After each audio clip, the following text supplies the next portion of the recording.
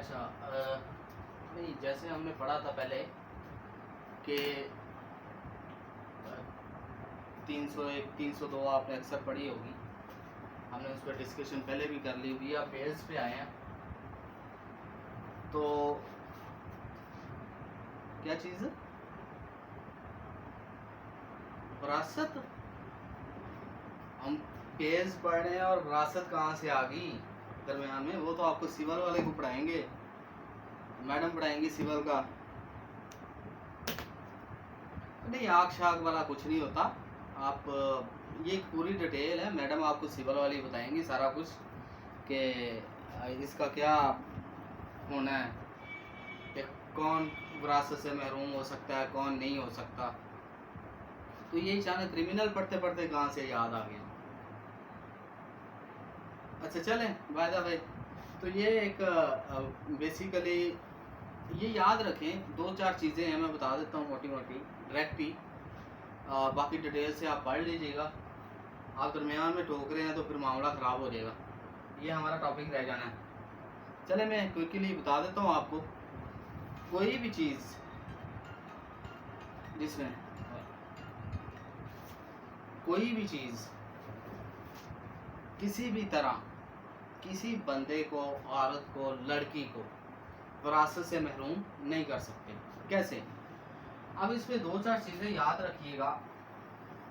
एक लिस्ट हम बना लें तो 10-12 ऐसे सिचुएशंस बन जाती हैं जिसके अंदर आप ये प्रज्यूम किया जाता है कि इसका राइट जो है ना वो क्लोज हो गया विरासत का, यानी उसे विरासत नहीं मिलेगी। पहले मैं ये बता दूं, कोई भी ऐसी कंडीशन नहीं है, कोई भी ऐसी कंडीशन नहीं है, सिवाय दो चीज़ें गिन लें। एक कि आपका जो है ए जो सन है और बी जो है वो फादर है, ठीक है। और अगर ये ए अपने बाप बी को मार दे, ठीक है, मर्डर कर दे या किसी भी तरह, तो ये जो वारिस अपने मुरस को मारता है ना, ये अपने जो इनहेरिटेंस वाले मामले को मारता है ना, तो वहाँ वो अपना राइट ऑफ इनहेरिटेंस खो देता है। एक चीज़ ये याद रखिएगा क्लियर। और दूसरी चीज़ ये एक अब चले आप बात होगी तो हम तफसील से बता दूँ आपको, ताकि ये क्वेश्चन कल को फिर भी आप प्रैक्टिस कर रहे हैं, कुछ आप में से और कुछ करेंगे तो ज़री बात है, पढ़ने के बाद उधर ही जाना आपने प्रैक्टिस में, अगर लकी इनफ हो या आपके पास इतने स्टैमिना होगा तो। अच्छा एक चीज़ ये, दूसरी चीज़ फर्ज करें ए और बी, ए वाइफ है, बी हस्बैंड है, ठीक है। इन दोनों में से कोई भी मुर्तद हो जाए during the time of marriage, एक तो याद रखिएगा कि मैरिज इस जैसे इनमें से कोई भी इस्लाम के दायरे से निकला, निकाह ख़त्म हो गया, जब निकाह भी ख़त्म हो गया तो पीछे विरासत वाला सिस्टम ही कोई नहीं रहता। और इसका एक सिनेरियो ये हो सकता है कि बी फौत हुआ, ठीक है, उसकी इद्दत के दौरान, ये आगे मैं इसकी बात बताऊंगा आपको, इद्दत के दौरान ये अगर वाइफ जो है मुर्तद हो गई है या गादियानी या व्हाट्सएवर जो भी है हो गई है, तो वो भी विरासत से फारिग हुई है, वाइस वर्सा सेम, हस्बैंड और सेम। अच्छा अब जो आती है ना 2-4 सिचुएशंस, और वो सिचुएशन जो है वो आप एक बात याद रखिएगा, कोई अदर देन दैट सिचुएशंस किसी का कोई राइट क्लोज नहीं होता। बंदा कैद हो गया,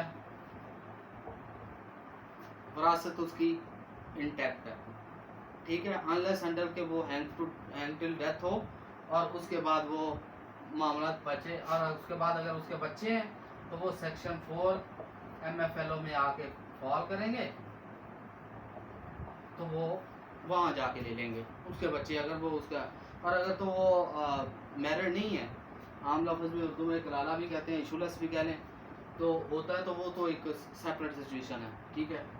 और इसके बाद आ जाते हैं आपका औरत के हवाले से, जो सबसे इम्पोर्टेंट है वो ये कि औरत अगर ए और बी हस्बैंड है और ये वाइफ है, ठीक है, और अगर हस्बैंड मर जाता है और बीवी इद्दत के दौरान, इद्दत के अंदर है, यानी उसके जो उसने इद्दत पीरियड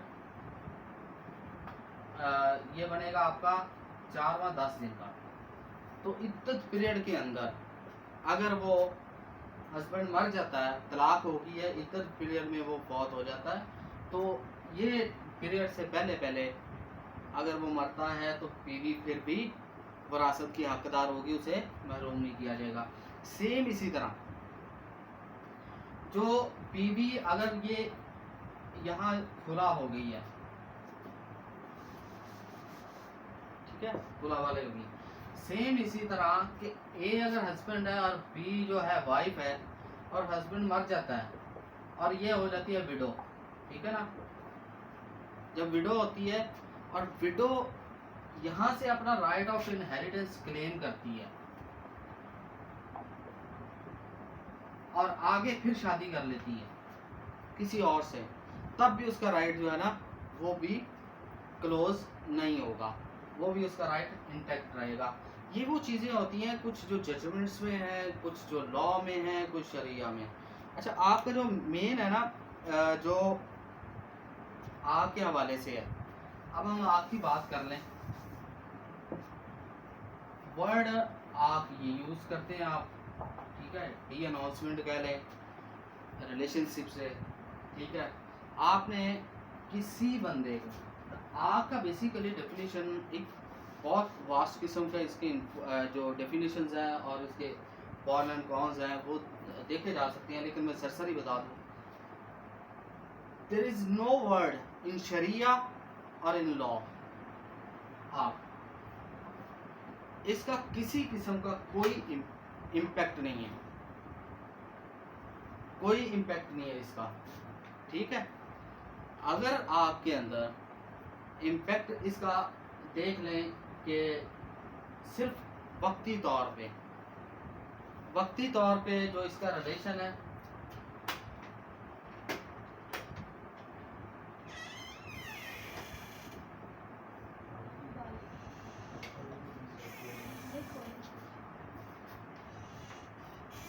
डिस्टर्ब किया आपको, एक मिनट, कोई नहीं, इंशाल्लाह कोई प्रेजेंट माल्टोन सीट के लिए कंटेस्ट कर रहा हूँ, इसमें सर कंसीडर कीजिए।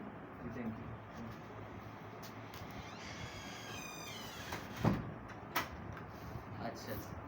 अच्छा, आग जो वर्ड है इसमें ये देख लीजिएगा कि आग वक्ती तौर पे डी अनाउंसमेंट होती है from the person, whether it's a father or brother or mother or sister, that they are not responsible for any act done by that specific person. For example, A, जिसके acts जो हैं ऐसे हैं जिसके कह लें कि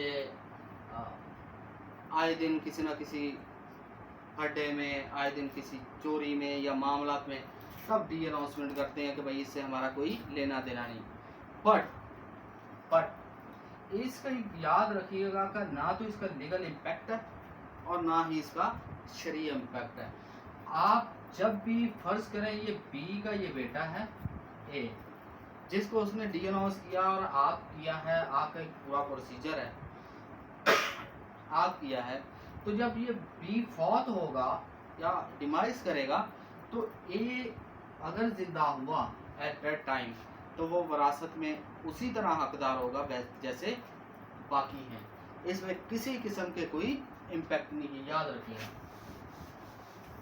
और इसके अलावा कौन सा आ जाती है आपकी एग्जांपल, बच्चा, जो बच्चा है इवन माँ के पेट में भी है, ठीक है, अगर वो माँ के पेट में भी है ये, तब भी वो विरासत जब खुलेगी उसके बाप की, तब भी वो वारस होगा, unless until there is a question of guardianship as decided by the court, कि कोर्ट उसकी गार्डियनशिप डिसाइड करे, who will be responsible for estate और ज़मानत whatsoever। तो ये चीज़ें हैं, तो ये सारी चीज़ें होती हैं। और एक फिर आ जाता है एक और, सिर्फ एक चीज़ पे नहीं होता, दो चीज़ें ना, प्रॉपर्टी, एक जो एक मेल को या फीमेल को विरासत में मिली होती है, ठीक है। उसके बाद दूसरी प्रॉपर्टी आती है बी, जो उसने खुद कमाया होता है। जब इनहेरिटेंस खुलेगी तो ये सारी प्रॉपर्टी से सबको हिस्सा मिलेगा। ये नहीं कहा जाएगा कि इसने जो बंदे ने या बंदी ने जो भी मामला किए हैं वो कमाई है विरासत से मिलेगा, या जैसे वो कलेक्टिव जो भी होगी उससे मिलेगा। उसके बाद सबसे इम्पोर्टेंट चीज़, सबसे इम्पोर्टेंट आपके बाद जो है वो ये, अच्छा ये याद रखिएगा कि ये जो चीज़ें मैं बता रहा हूँ ना, ये सेटल्ड लॉ हैं, ये एपिक्स कोड की जजमेंट्स हैं, कुछ शरिया लॉज हैं और मिक्स है। आपने कभी सुना होगा कि जी निकाह हुआ है रुखसती नहीं होगी, ठीक है। अगर निकाह हो गया, निकाह हो गया और रुखसती नहीं होगी और लड़की वहीं पे है ए का बी के साथ, ठीक है, मेल कह लें फीमेल कह लें, ठीक है। अगर ड्यूरिंग दैट निकाह अगर ए फौत हो गया, हालांकि रुखसती नहीं होगी, ये याद रखिएगा, रुखसती नहीं होगी, फिर भी बी उसकी विरासत से हिस्सेदार होगी, क्योंकि निकाह ही एक ज़रूरी है, बाकी चीज़ें सब सीट नहीं है, ये फिर भी उसकी वारस होगी, इसको किसी तरह नहीं कर सकते। अच्छा, इसके बाद कुछ हो जाते हैं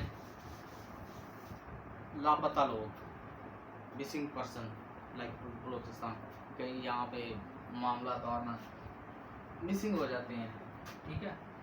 एक अगर 4 बेटे हैं, उसमें से एक मिस हो गया, बी फॉर एग्जांपल गायब हो गया वक्ती तौर पे, या तो जब विरासत की जाएगी तो उस बी का हिस्सा एज इट इज उसे उसके नाम पे होगा, unless until he is declared by the court और by the law enforcement agency he is died, या फिर एक स्पेसिफिक पीरियड के लिए वो अवेलेबल नहीं है, तब वो वापस उनके 3 भाइयों में जाएगी। अदरवाइज वो स्केप है, वो अगर व्हाट्सएवर मिसिंग है तो उसका हिस्सा उसी तरह रखना।